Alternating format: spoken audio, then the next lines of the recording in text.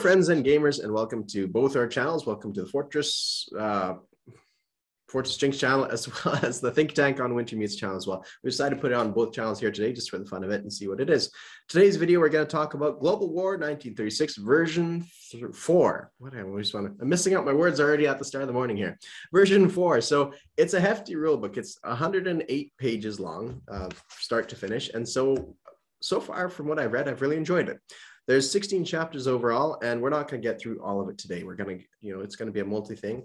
And I guess the way that we're going to progress to this is we're going to kind of analyze it to the best of our ability. And of course, since we're not as familiar with it as we want to, and we can also be confusing version 3 stuff with this here. So we're not going to be as accurate as we possibly would like. And I'd also like to say too, that we're not keeping up with Discord channel or anything like that that has other information sources as well. So some of what you say might be wrong. The thing of it is it's too time consuming to absorb all sorts of information. So we're just going off of what it is here. If it's changed since then that's a different story to be had. But for right now, we're just going to go off the rulebook. Wintermute, welcome. So one thing I want to say, there's a couple points I want to make. First one is, I believe this rule book is going to end up being thicker than the last one, but I think I can already tell that it's going to be more clear. Yeah. Yeah. Because the wording alone is more clear and leaves a lot less room for interpretation. That's right. Which you don't want. You don't want people interpreting rules. You want them to understand the rules and how they're supposed to work. So already this is leaps and bounds. I think going to be more clearly defined from the gate, right out of the gate, than version 3 was. Yeah. And I also I am on Discord as well. But I mean, there's been over 1,000 messages already. Oh yeah. I cannot possibly keep up with all that. And quite frankly, when the rulebook came out, I wasn't in a good place to read it. So people are talking about things that I can't fully appreciate because I don't have time. I honestly didn't have time to just sit down and go, they're talking about this rule in this chapter. Okay, let me read that. Okay, now let me go back and read that stuff. Right, I wanted to, I really did, but I don't. And so you're right. We're probably going to make some points for sure about things that have already been kind of addressed, and I understand, and I've already seen the chief designer has been on there and said, "You're right. That needs to be clarified. We'll take care of that." Or, "Yep, that was this way, and yeah, I need to clarify that this." And so that's great that all this is getting taken care of before the book gets officially before version 4 gets officially released. Yeah. Also, for people who aren't on Discord, this is a venue to kind of discuss things. Not everybody wants to or cares about Discord. Yeah. There's multiple venues of information to discuss this, and that's right. YouTube is just one of many. I know the most active one right now is the Discord channel, but again, not everybody has access to Discord. Not everybody wants to have access to Discord. Yeah, and that one is difficult too because you can't.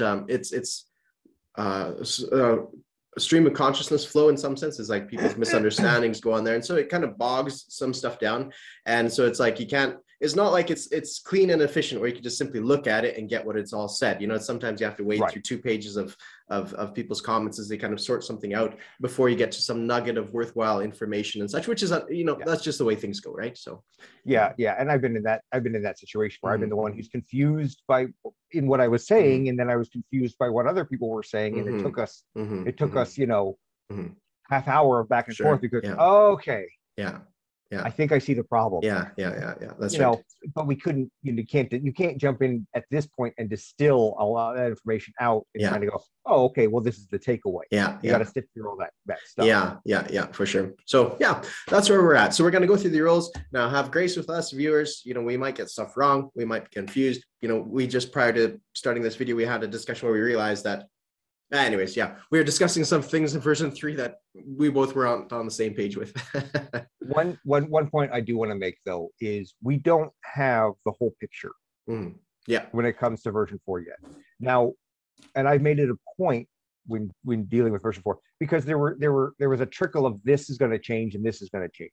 And I saw a lot of people make a lot of comments. Oh, well, that will mean this in this theater, and that will mean this over here in this conflict. It's like, well, you might be right, but you're also maybe jumping the gun in that we don't have the whole picture, because one rules change over here can have kind of a cascading effect into other aspects.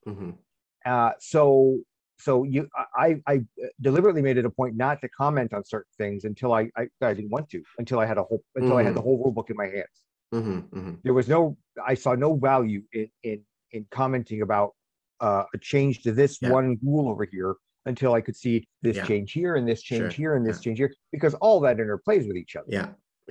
And I can already see that there are things that have not changed in this edition that I expected to change, that I was hoping would change. But I'm not willing to say, oh, that's going to be a problem, until I've had a chance to play it and go, well, maybe this, and this, even though I didn't like this, and this, basically made this work differently in a way where it's not as big a deal anymore. Where I thought it was problematic before, that's right. Problematic anymore. That's right. Yeah, for sure. We also don't have the map yet.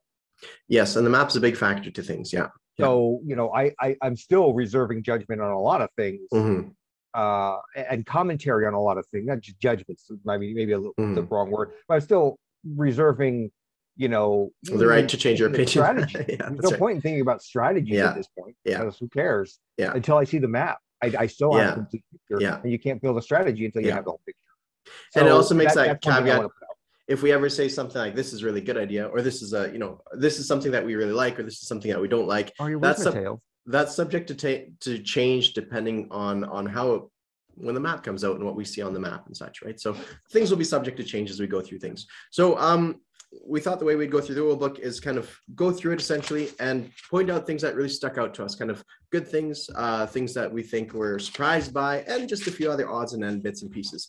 It's not meant to be a critique, like a hostile critique. It's meant to be kind of just a friendly chat amongst people, like, oh, did you see this over here? And did you see that? And, oh, is this going to work out the way we think it is? Or is there unforeseen consequences for writing it this way? So it's not meant to be, overtly hostile in any sense. It's just a pleasant chit chat, essentially. And sometimes it's just, and I know this from experience, you can glance through a section, presume it works pretty much the same way as it did in the old version. Yeah. Oh yeah, absolutely. And then realize that, oh wait, no, there's just a couple key sentences here that means it works completely different, literally completely opposite. And I actually do have an actual example of that, where if you just glance through it, you may take it for granted that in version 4, it works just like it did in version 3, but no, it literally works the exact opposite of what you expect. And I find I'm coming, sorry, go ahead. No, that was it. That was my point. I find myself coming at it with a certain bias as well. Like my automatic off the cuff is like, I'm never going to sign the Molotov ribbon drop pack because it doesn't benefit me as Russia. And so I'm just trying to overcome that and be like, oh, is it still worthwhile or not? And then when I see something, I'm like, no, it's not beneficial. And then a page later is like, maybe it is beneficial. So I keep going back and forth between the two. And so I'm struggling with my own little biases here as well, too, just, for version 3, right? So, yeah. All right, without further ado, let's dive in. So I want to first read off the acknowledgements here, at least a little bit, just to acknowledge the hard work that people did, because it's a lot of work putting things together. So lead designer Morton Monk, co-designer Matthias Thompson, and the design team, Stephen Kuntz as the editor, and Pierre Neifert, which we all know as Global War 36 enthusiast, who's been showing up on the forums and such. So thank you all for providing us with a fantastic game, again, to have a crack at and to enjoy and spend to oftentimes sit in our basement unused, but occasionally played with, in the odd once in a year occurrences, at least in my case. So thank you all for providing all this. So one thing that struck me on the introduction page, down here at the bottom, it says, in any 3 alliance system, the rules are open to possibilities to gaming the system. Although a lot has been done to reduce and eliminate this version, Global War has been designed to play like a gentleman. As such, it is our hope that players aspire to this and play the game instead of playing the rules. The former is a lot more fun. So I thought that was interesting. But the thing is, it's kind of, it's interesting, and I agree with it. The sentiment's over top, but it's just one of those things that really open to interpretation. Well, okay, I just had a long-winded discussion with somebody on Discord about rules as written versus this notion of the gentleman's game. Yeah, I find this notion of the gentleman's game offensive. Let me state that right now for the record. I find this notion of playing, if you have a set of rules, if you are playing by a set of rules that are not made aware to me before we start the game, then you are not playing a gentleman's game. And unfortunately, that's what people want when they bring this topic up. Now, I'm only going to touch on, I'm going to end this real quick so we can move on. Yeah. But this is a real hot button topic for me because I've dealt with this a lot in my gaming life. we are going to sit down and we are going to know exactly how these rules play before we start playing. Because if I do something in the game that you don't think is gentlemanly, and then you get bent out of shape about it, that is on you. Okay, especially if I'm playing by the rules as written. I'm sorry, I won't back down from this position at all, because the notion that you get to define rules that I'm supposed to know by mind reading or just being a fellow gentleman is bullshit. It is truly offensive that people still go into gaming with this kind of attitude. Okay, now that means you all sit down before the game starts and you all know what the rules are, and you all know what you're playing by. And if you don't like an aspect of the rules, then you bring it up to the group and say, hey guys, I think we don't want to play with this. Let's not do this because nobody really enjoys it. We all think it's a problem. Russia declaring war on US during version 2. Right, yeah. Okay, we all know it's a problem. Let's just not play with it. Yeah. And so long as everybody agrees to it, great, you now have a house rule. But if you sit down in a game and you start playing and then somebody does that, you said, well, you're not being very gentlemanly. What are you talking about? I'm playing by the rules as written. No, you're not being gentlemanly. It's like, dude, you're playing by a different set of rules than me. How can I know this? You didn't say that you didn't want us to do this. Are we all playing by the same rule book or not? Sure, yeah. So, moving forward, that's my position. That will always be my position, and I will always defend that position. It's a hard thing to do, though, because I get what they're trying to say here, and I understand and appreciate the sentiments here, but the thing is, it's difficult because it's such a long game. It's like, if it happens on turn 1 and they say, well, that's kind of unforeseen loophole that we didn't quite cover. It's like, but this is turn 10 and I did this and I geared my entire strategy to this point. It's like, it's sucky because this is a loophole, but I thought it wasn't. I thought it was something that the designers took into consideration. It wasn't a loophole. I thought my standards of what this game represents to me means it's something I could do.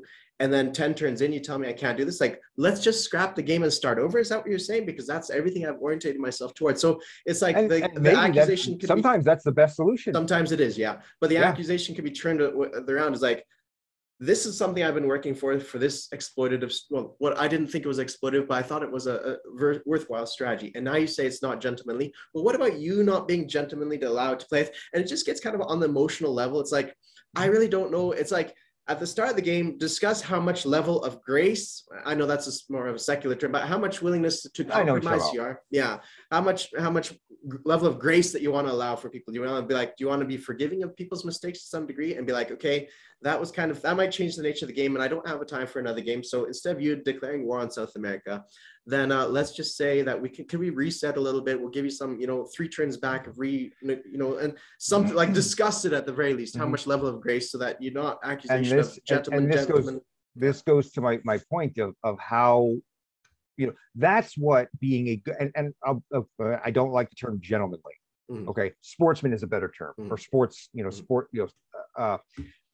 being a good sport when playing a game. Right. Absolutely. Being understanding about, mistakes get made. People, you read the same rule book as me, but you came away thinking the rule book differently than the rest of us. Right. Or the rule book for whatever reason that was unforeseen something.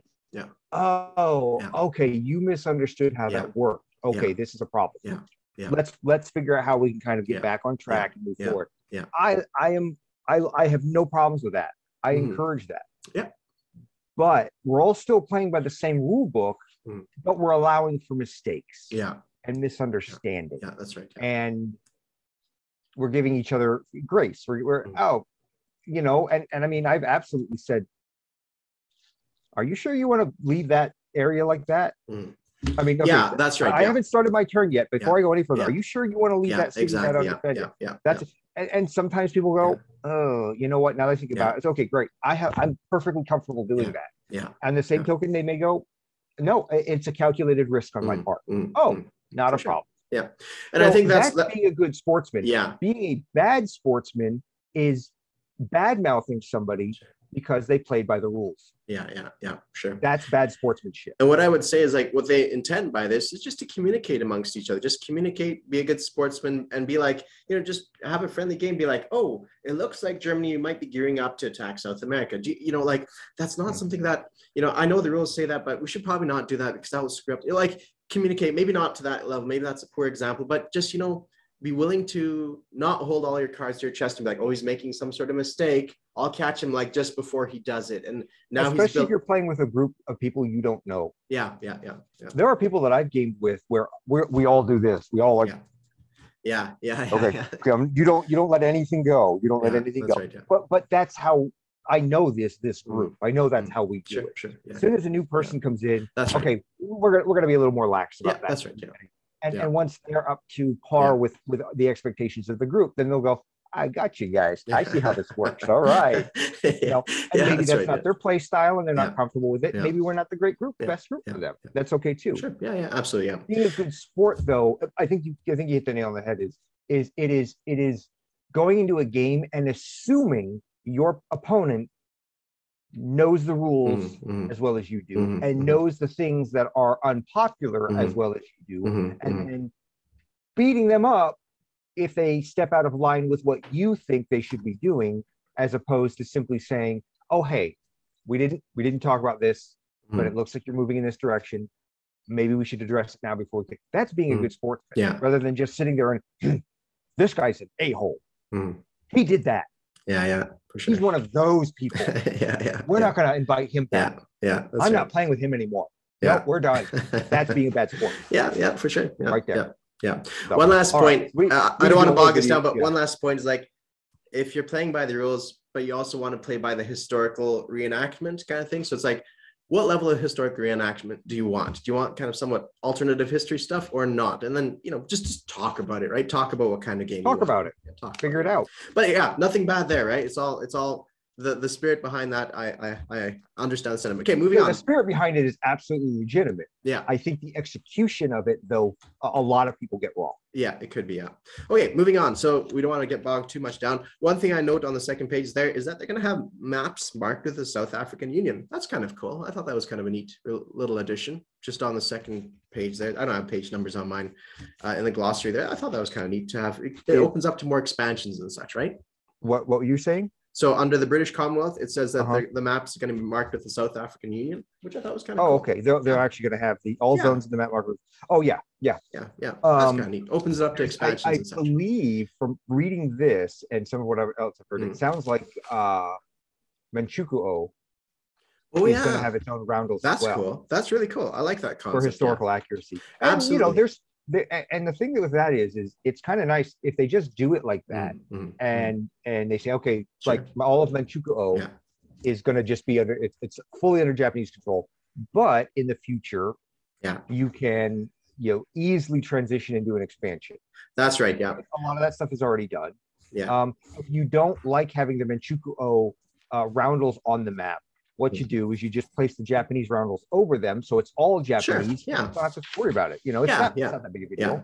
Well, another idea. You like it that way. Yeah. When I was working way back for HBG, I suggested in the case of Canada, if we wanted to make Quebec and just do like the Canadian roundel here, but then a small roundel off to the side, being like, this is the Quebec one, and that opens it up to expansions. You can do the same thing for Japan in Manchukuo, big Japan one, and this one here, and that way you can kind of at the start of the game be like decide kind of how you want to play it out, right? And, if you want it for an expansion or whatever, you just ignore the one or the other. Okay, moving on from that point. I had nothing really to remark on except that they changed like the Soviet home countries to represent all zones with the Soviet roundel, which opens North Sakhalin Island to a part of the home territory. Yep. And I thought there's a couple oddball places now that fall under Russian home territory. And I noticed that the different name changes for some of these territories as well. What I thought with the Russian stuff, my initial reaction was like, that might mean that you could lose a victory point if you lose North Sakhalin Island, but it turns out doesn't matter. It's gone. It's gone. Yep. So that's a nice little thing. Now, another thing listed here, this is a incidental little thing, but they write about offshore territories.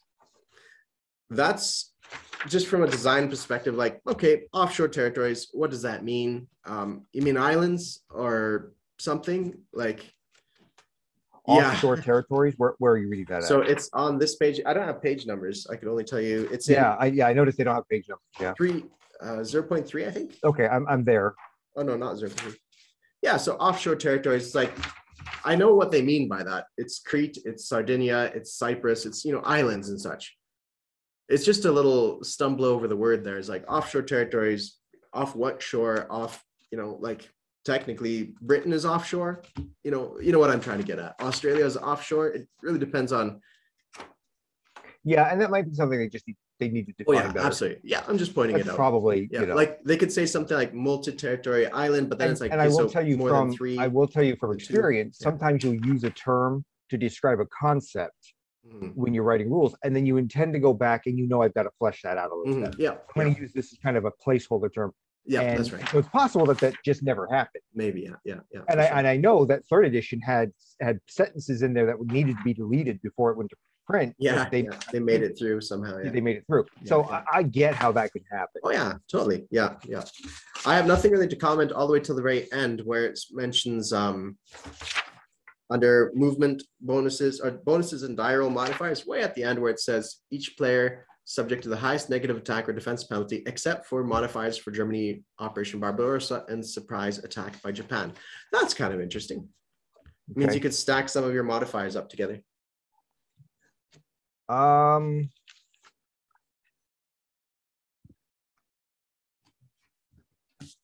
but they still only claim the highest positive attack or defense bonus. They said exceptions, modifiers of those two instances, Operation Barbarossa and Japan's surprise attack. Right. Yeah. It still works exactly like it did, except for those. Except for those. Yeah. So just a minor note. Now, I do hope that they will clarify what isn't, because I kept getting into this like with Airborne. Airborne gets a +1 to its attack that first round. Now, most people have interpreted that is a direct bonus to its stat and not a modifier from terrain, or another type of modifier. Therefore, it will get that, and then it will be modified.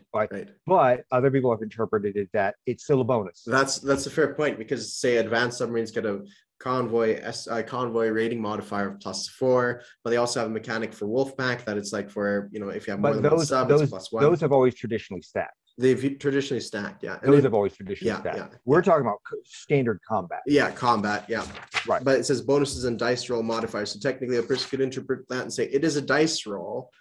So I do think it explicitly has stated though that all the modifiers on the rating chart will stack. Fair enough. So you always stack radar. You stack.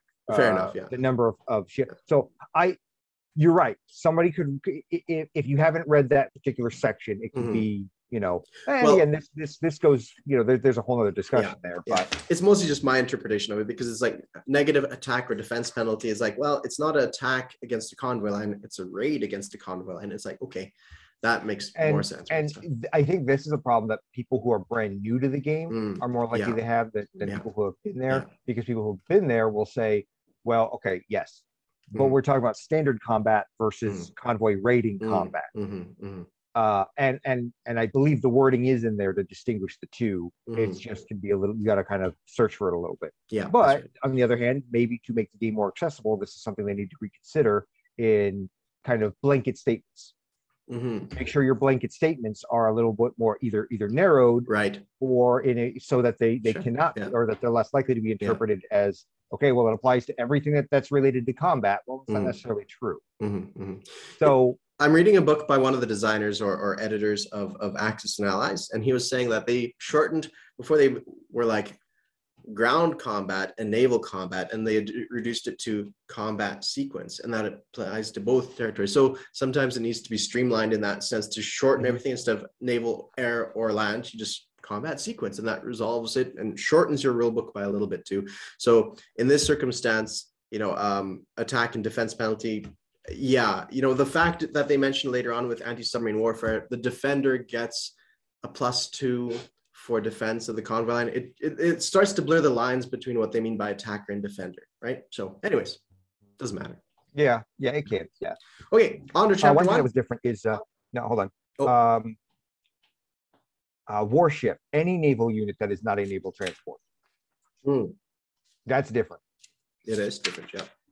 Because before, submarines did not count as warships. That's right. Yeah, I remember that too. Yeah.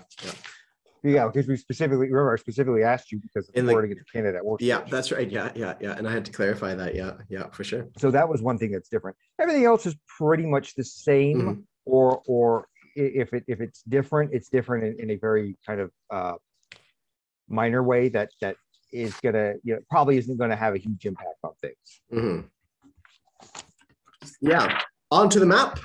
chapter. Do you want to MC this one? Okay, I don't think I had a whole lot to say about this one.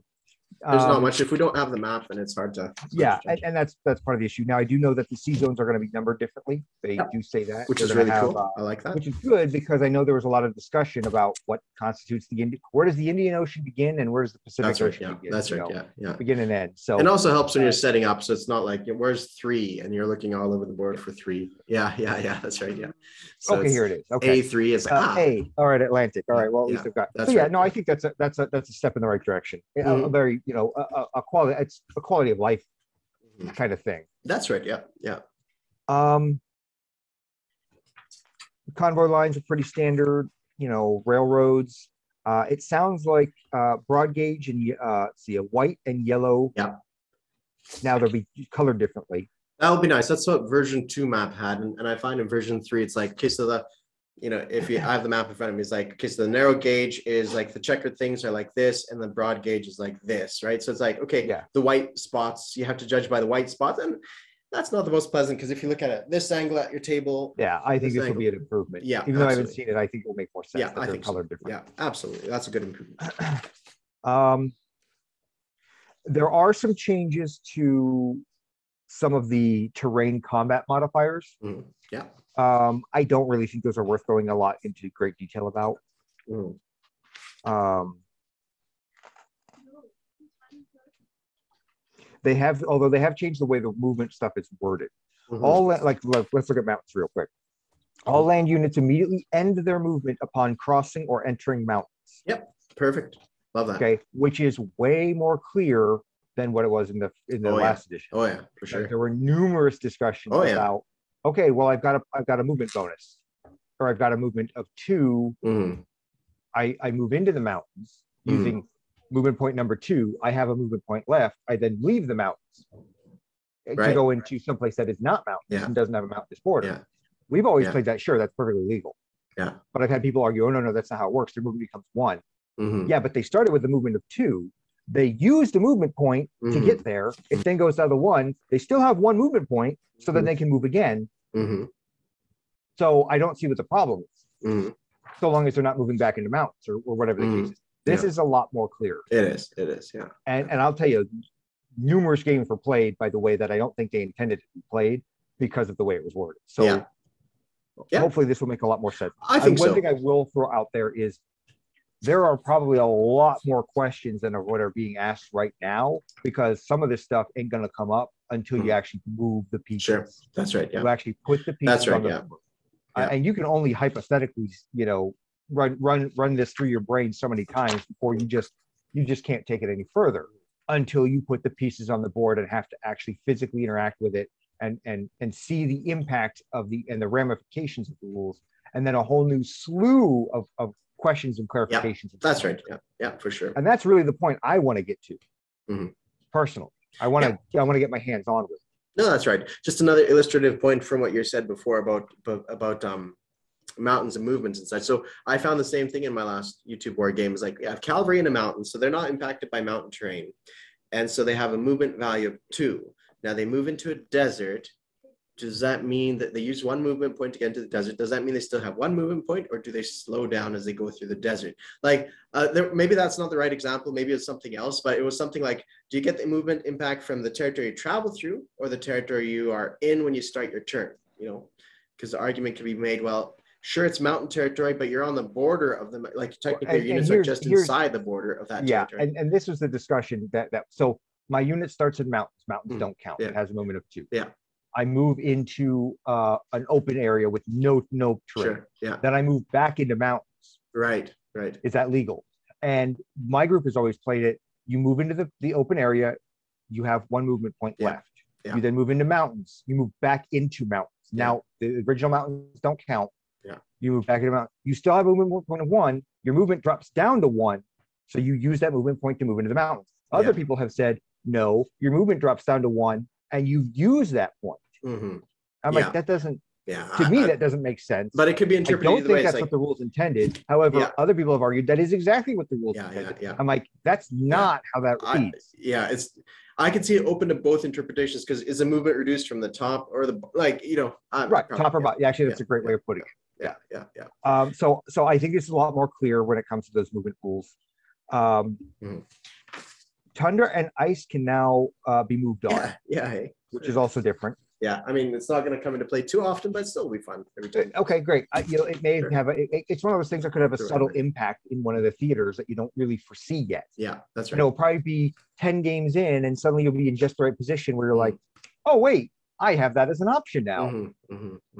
Yeah, I'm going to do that, and then suddenly that becomes a known thing from moving forward. It depends how much they change it as well, because theoretically you could say, okay, so if the Germany invades, someplace in the tundra or whatever, right? Canada here, it's like, the counterattack's not going to be that severe because there's only one round of combat or if whatever, right? So like, okay, so they're going to calculate it a little bit differently. Yeah. So they can go into this territory and be like, okay, I can survive round now. I can't survive 3 rounds, but I'll survive 1 round. And next turn I could drop some air units onto there and help hold on to it or whatever, right? Yeah. So Rivers pretty much stayed the same, I believe. Okay, cities are different. Or no, I'm sorry. Is it cities are different? No. I was thinking of fortification. Cities, I believe, are the same. Yeah, cities are the same as far as I can gather. Yeah, I was thinking of fortifications. Multiple terrains pretty much work the same. Straits and canals work the same. But somebody had said that there was a difference between aircraft may fly over a neutral nation, straits and canals. Yeah, that's right. Different. Yeah. So you can fly your Italian units down to Suez or through the Suez. Yeah, that's neat. So that will have an impact in a lot of ways. Probably in subtle ways moving forward. Here's a weird one that might show up. Now, you don't have your map in front of you, but if you have a German aircraft unit sitting in Estonia, that means it can go through the White Sea Baltic Canal and hit way up north in Kola or whatever, right? It could jump over a lot of territories because that's a fairly long canal, right? Same thing with the St. Lawrence Seaway. You can kind of hit way deep in there if you have a unit somewhere nearby. Oh, I think I see what you're saying. But that is one thing that I won't assume it will work that way until I see the map. Yeah. I get what you're saying. And if that's true, that might need to be adjusted. I mean, okay, we'll put that we'll keep an eye on that list. Yeah, like you could theoretically almost go from Leningrad, if I'm not mistaken here and counting you wrong, all the way to Scotland by aircraft by flying up. I mean, you could always go the other way too. 1, 2, 3, 4. Well, basically, it's almost shorter going the other direction than through there. Anyways, doesn't matter. It might have some unforeseen things in the Canada and the White Sea Canal. It could. And this is why I want to get my hands on. That's right. The game and play it, because some of this stuff is just hypothetical, and it may seem fine until you play it, or it may seem problematic until you play it. You walk away. Oh, okay. Luckily, there's not any major canals anywhere except in the far north where it doesn't really matter. So it's probably never going to come up if it ever is an issue in the first place. I don't believe narrow crossings changed. I thought they did. No, they didn't. Never mind. No, I don't think so. However, not in a significant way. What are they called? The Netherlands and Belgium. Yeah. Or what were they called? They used to be called. Oh, what were they called? The 2 special ones on the map. Oh, English Channel crossings. Something like that. Yeah. I can't think of it. Anyway, those aren't mentioned in here at all. Oh, I see. Yes, good point. Like channel crossings. Yeah. Channel crossings. Channel crossings, that's right. Channel crossings aren't mentioned in here at all. It's probably because you could move your Marines across all crossings now. Because before it was just purely, if I remember correctly, it was purely a non-combat move, and now it's now you can move your Marines across all crossings.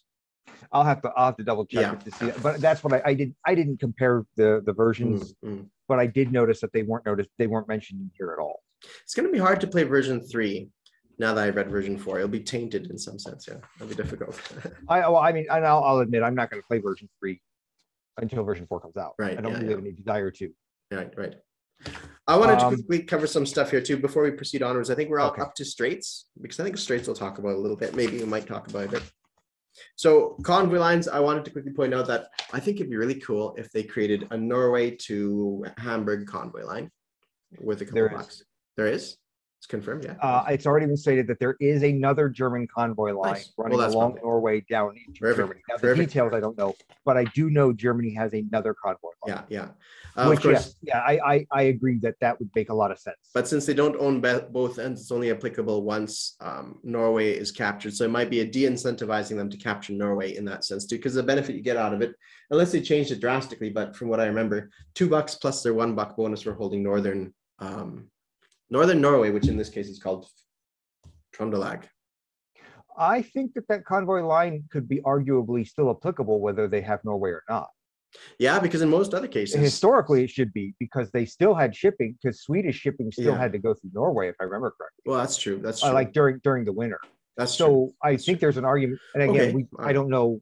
There's some subtleties here that we may not be fully aware of yet. So in that case, it would incentivize them. Yeah, it would incentivize. So it would incentivize them so that there's a way that that's right. Yeah, the Allies don't get Norway and completely mess with them that way. I feel like I read somewhere that you have to hold both sides of the convoy line, but never mind, because there's of course Brazil and America. So yeah, that one's that's probably the one end cannot be enemy owned. Right, that's what it is. That's what it is. Yeah. So if Germany goes and takes Brazil, that whole convoy line just shuts down. I was just thinking in the case of Philippines, right? Once you capture Philippines, that convoy line is not applicable. Now, I wanted to quickly talk about Great Barrier Reef, cool addition. I don't actually know how much of an impact it had in World War II, but still cool addition. I have no protest there. It's flavorful, and I like it. I have no issue there whatsoever. I think I wanted to make a comment about special fortification zones. Islands are no longer listed there. Yes, that's true. That's true.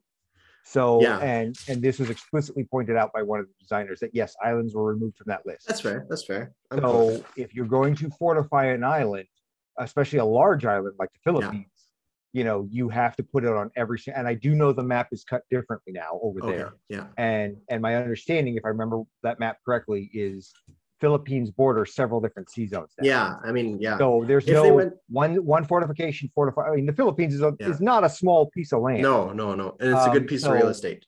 Yeah. So to fortify that whole area, you have to have like 3 or 4 fortifications. Well, if they cut that pie similar to how I cut it for what when I was designing the sea zones around there, then Philippines will border like 3, and so that'll be quite nice. You'll have a nice prime territory there. So I wanted to really point out that Belgium has a mountain territory. Not mountain border on the Belgian side. Okay. Yeah, so that's interesting too. Is that area that mountainous? No, it's not. It's the Ardennes forest, so it is forested and hilly. Okay, so they're kind of showing the topography, or okay. That's the thing, but it's only if attacked from the French side to Belgium, right? So it goes against my geographical instinct because I know that's part of the great European plain, which extends all the way from France all the way there. But I get it, and I support that idea. Why not, right? It seems to be pretty good. I think in regards to mountains, I think aircraft, naval bombarding, they should suffer a combat penalty as well. And I've made this case multiple times, like, in the Japanese islands, in the islands of the Pacific, the Americans would bomb these islands to bits, and then the Japanese just hide in caves, right? So I think there should be a negative modifier for all forms of combat, land, sea, and air on mountainous territory. Well, I agree that airplanes should suffer a penalty. I mean, to this day, with modern technology, mountains are still a huge obstacle. Sure. Like Afghanistan, like air units operating within that area. Sure. I do not. I really think it should be across the board. Yeah, you have altitude adjustments all the time. You have different moisture levels, foggy valleys, and such. It's like, and then you have the defensive benefits of hey, I could hide behind this rock and I won't suffer an explosion, right? As opposed to like, hey, I'm in a grassy plain and that airplane can strafe me. Like it seems to be something that should be applicable. And I think honestly it'd simplify things as well to be like combat rule, all units have a -1 attack value in mountains. I believe there is something that modifies shore bombardment in these rules. Okay. But I cannot find it. Right. Well, it doesn't say it in the train, so it does not. It's not going to be a train related. I don't know. I really remember reading that somewhere, but I'll have to. Well, maybe we'll call up. We'll address it later. Yeah, as we. So I think same could be applicable for jungles to some extent. I mean, yeah, that might, I don't know enough about jungles to say, but my theory is let's say if in Napoleonic warfare, you have a column of French troops and you shoot a cannonball in there, the cannonball just reduces its velocity as it punches through like 6 bodies as it goes through, working its way through the troops. So same with jungle, it's densely packed vegetation. Like it should be that all units, well, not all units, maybe not land units, because it is across 6-month, let's say, time span, but let's say naval bombarding as well as aircraft, it seems to be working in that situation. Yeah. Another quick suggestion, I like maps quite well. Forget it. Let's move on. So yeah. rivers. I know this is existing in version 3, but strategic rail movement for rivers. I've always liked that idea. I just wish it was more useful, maybe longer rivers or something like that. But I've never seen it done in the case of going from Bavaria all the way down to Romania. Strategic railing via river. Yeah, I don't really see why you would. Well, you could say, like, if you're trying to shore up Romania and send troops there, you could use your whatever movement railway limit you have for all of Europe, and then use your rivers to rail, an extra unit all the way down there as well, unless it takes away from that capacity. It does. It still counts as rail movement. Then it kind of defeats the purpose. Yeah, I've only ever seen one YouTube war where the river was used once to draw a supply path. A supply path. Okay. Yeah. Now, I'm not saying they should do away with it. Yeah. I'm just saying it just doesn't come up that often. Yeah. Okay. All right. And it is. I have no problems with it being there. I'm just saying you're right. It just now again though, maybe this map is going to be different, and maybe this map will have reasons where that will just pop up more often. Probably won't be an every game thing, but okay, right? We can use the river here. Great. Yeah. Once in a while. Yeah. So I'm going to go right into chapter 2 because it's like 2 pages. Well, hold on. I still have a couple. I like maps. I really look into maps. So. Surrounded cities with an airbase. What are your thoughts on that one? Surrounded cities. If you blockade the naval ports, it's blockaded. But if the airbase is undamaged, then it still has full supply. So I was thinking that can you supply the whole German army in Stalingrad if it was encircled? Probably not. Just if it has an airbase on there. So I'm not convinced that one should stick. I don't have a problem with that one. No, okay. I think it really makes the attacker have to think about where they're going to put their strategic bombing, where they're going to apply it, how they're going to apply it, and taking a city should be a big deal. Well, I would just say like an undamaged airbase will supply 2 units, 3 units, and that's it. Yeah, and I think there should. If we were writing an advanced rule set, right. Then yeah, I would handle it differently. But for just the basic rules, I don't have a problem with it. Fair enough. Yeah. Okay. Danish Straits, they changed that. I think you'd be happy about that, eh?